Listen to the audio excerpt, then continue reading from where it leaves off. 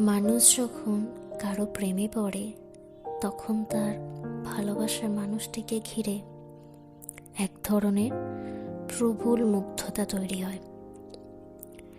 সেই মুগ্ধতার বেশিরভাগই বিভ্রম, কিন্তু তখন সে তা বুঝতে পারে না। ফলে তার চরিত্রের অমাবস্যার মতো নিকষ কালো অন্ধকার দিকটাকেও জ্যোৎস্না স্নিগ্ধ মায়াময় আলো বলে ভ্রম হয়। ওই ভ্রম আর সহজে কাটে না, কিংবা কাটলেও তা বিশ্বাস করতে ইচ্ছা হয় না। মনে হয় কোথাও না কোথাও নিশ্চয়ই কোনো ভুল হচ্ছে। সেই ভুল কাটে প্রেম ভেঙে গেলে।